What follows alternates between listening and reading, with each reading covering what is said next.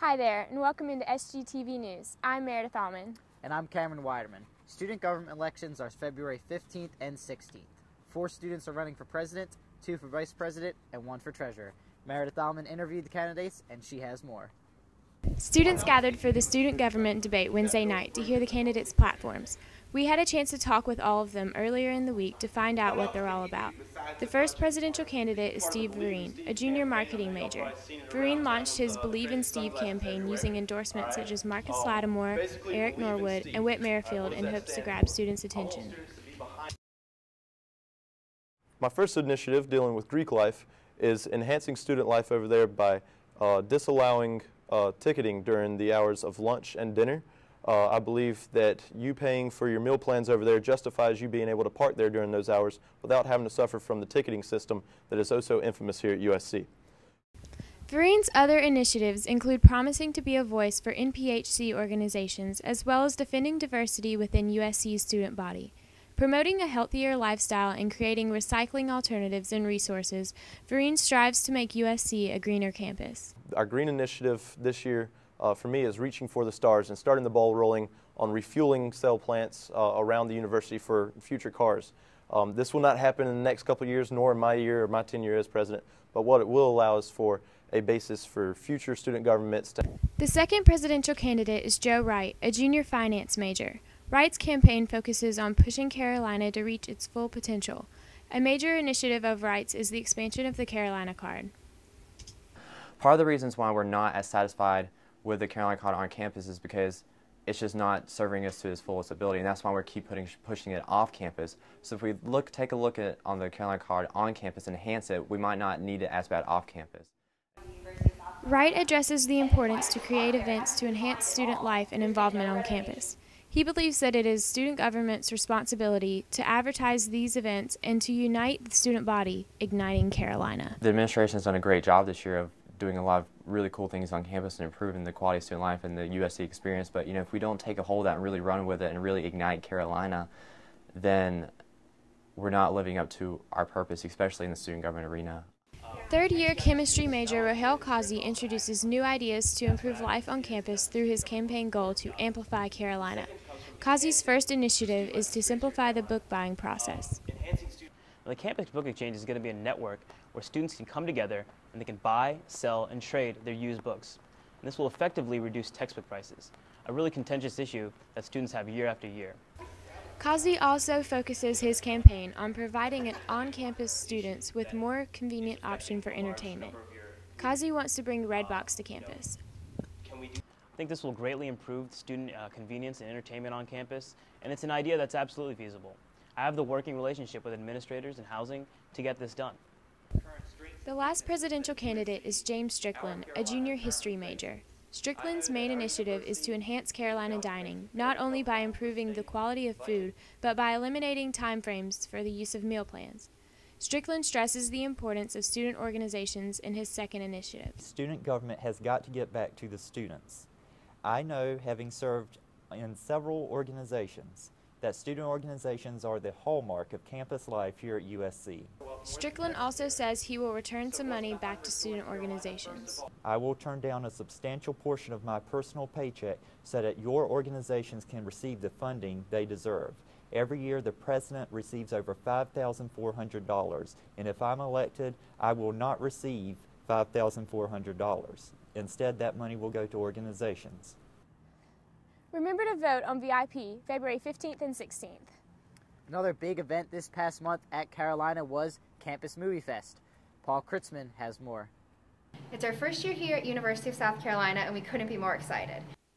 Campus Moviefest, the world's largest student film festival, came to USC on January 19th. They gave students all equipment necessary to produce a 5-minute film. Students then had only 1 week to film, edit, and submit their movies into the contest. From those entries, judges chose the top 16 that were shown at the finale on January 28th. Our own Meredith Allman covered the red carpet event. Hey guys, it's Meredith. I'm here on the red carpet at Campus Moviefest 2011 at USC.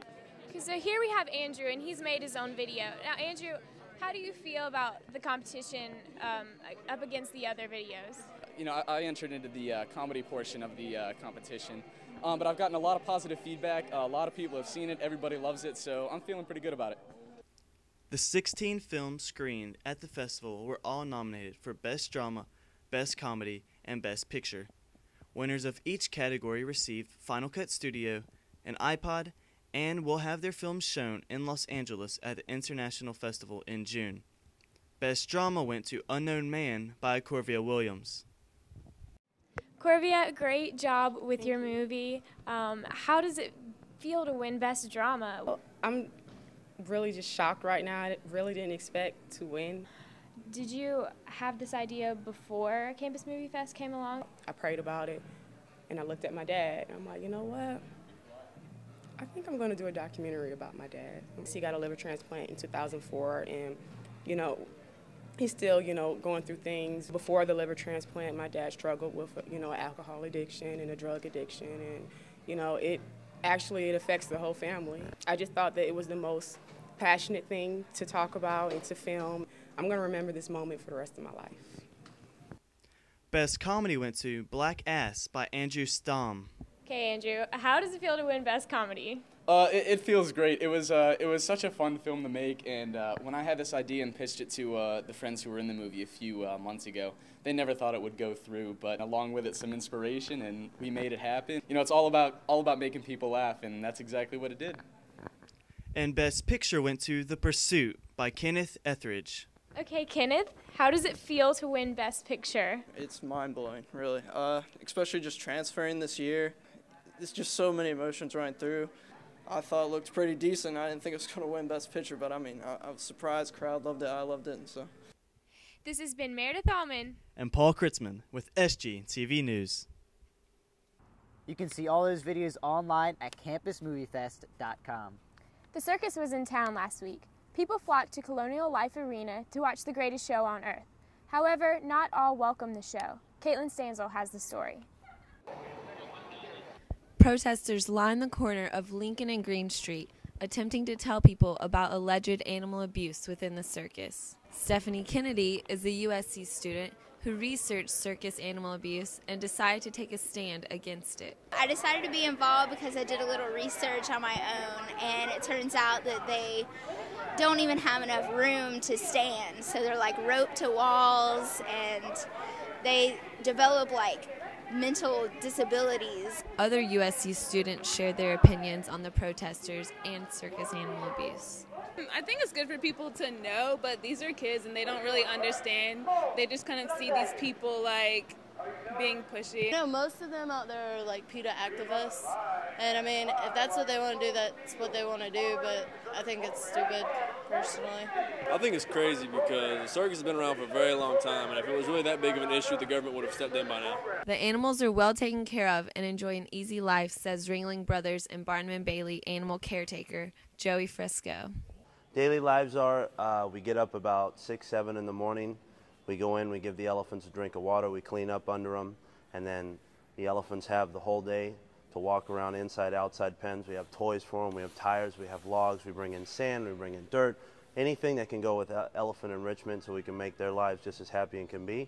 Frisco also says that along with federal and state regulations, Ringling Brothers and Barnum & Bailey has its own set of animal care regulations and can ensure that the animals are well taken care of.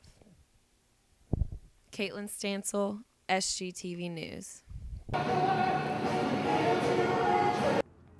USC is teaming up with Palmetto Health for the Zumbathon, an attempt at a world record for largest number of people in a single Zumba session. Organizers were looking for a creative way to promote exercise in the community. Tammy Epps came up with the idea of attempting to break a world record. I was looking on the internet one day earlier last year and saw that somebody else was trying to break the world record, and the hospital endorses exercise, and so we thought it'd be a great idea to emphasize exercise in our community. So we're excited about doing that, and excited that we have a team of community instructors who are helping us.